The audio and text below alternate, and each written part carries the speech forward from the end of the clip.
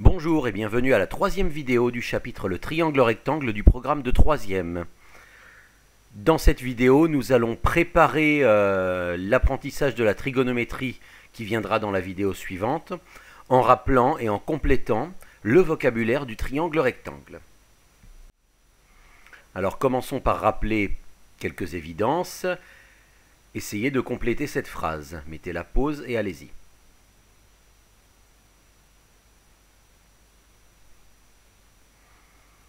Bon, un triangle rectangle a un angle droit, ça je suppose que tout le monde le sait. Et les deux autres angles, puisque la somme des angles doit faire 180 degrés, les deux autres angles sont aigus. Voici un triangle rectangle. Alors vous rappelez-vous, comment on appelle le côté qui est désigné par une flèche? Eh bien le côté qui est désigné par une flèche s'appelle l'hypoténuse du triangle rectangle. Alors, ce côté-là, c'est le côté dont vous connaissez le nom. Maintenant, les deux autres côtés du triangle n'ont pas de nom. Donc, pour l'instant, on ne peut pas les repérer les uns par rapport aux autres. On va essayer de leur trouver un nom, de leur trouver une désignation. D'accord? Si vous vous rappelez en quatrième, vous aviez déjà fait ça. On se repère par rapport à l'un des angles aigus. À l'angle droit, on sait qu'il est là, il ne nous intéresse pas beaucoup. On se repère par rapport aux deux angles aigus, à l'angle A ou à l'angle C. D'accord? Et en quatrième, vous aviez appris que ce côté-là, par exemple, s'appelle côté. Quel est le mot qui manque? Ce côté-là qui touche l'angle C, on l'avait appelé le côté adjacent à l'angle C. D'accord?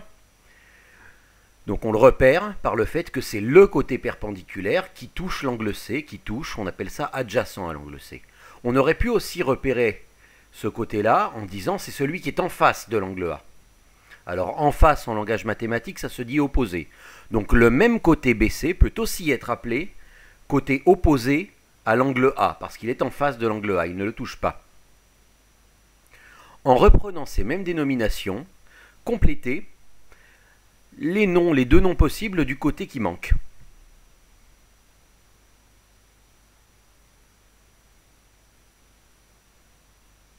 Bien. Alors encore une fois, l'angle B c'est l'angle droit, il ne nous intéresse pas beaucoup, on se repère par rapport aux angles aigus. Et donc le côté qui est ici, AB, il est adjacent, c'est-à-dire il va toucher, il va servir de côté à quel angle? Il va servir de côté à l'angle A, donc il est adjacent à l'angle A, à l'inverse de l'autre côté perpendiculaire. Ou alors on peut dire qu'il est opposé, c'est-à-dire qu'il se trouve en face, dans le triangle, il est opposé à l'angle C. Voilà. Et c'est ainsi que maintenant, nous pouvons désigner les trois côtés du triangle. Il y en a un qui est l'hypoténuse, et les deux autres sont des côtés adjacents ou opposés. Tout dépend de quel angle aigu nous prenons en considération. Nous prenons toujours un angle aigu comme point de repère. Maintenant, nous disons évidemment que ce triangle est rectangle en... Ce triangle est rectangle en B, puisque c'est en B que se trouve l'angle droit. Je vous conseille vivement de ne jamais dire qu'un triangle est rectangle sans rajouter où il est rectangle. Donc on ne dira jamais le triangle ABC est rectangle, on dira plutôt le triangle ABC est rectangle en B. Donc toujours faire cette petite précision. Maintenant, l'hypoténuse, j'ai une question à vous poser. Vous mettrez la vidéo en pause, ensuite vous reprendrez. Quelles sont les caractéristiques de l'hypoténuse? À quoi peut-on reconnaître l'hypoténuse? Il y a deux réponses, essayez de les trouver toutes les deux.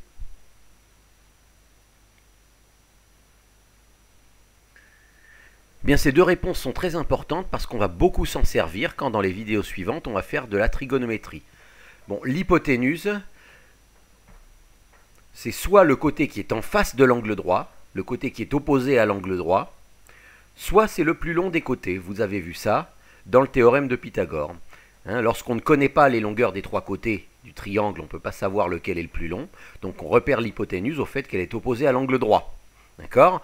Et lorsqu'on connaît les trois côtés du triangle, et si par exemple dans les exercices sur la réciproque du théorème de Pythagore, on connaît les trois côtés du triangle rectangle, on connaît les trois côtés du triangle, on ne sait juste pas s'il est rectangle ou non, et on se dit si jamais un triangle dont on connaît les trois côtés est rectangle, eh ben, l'hypoténuse c'est forcément le côté le plus long.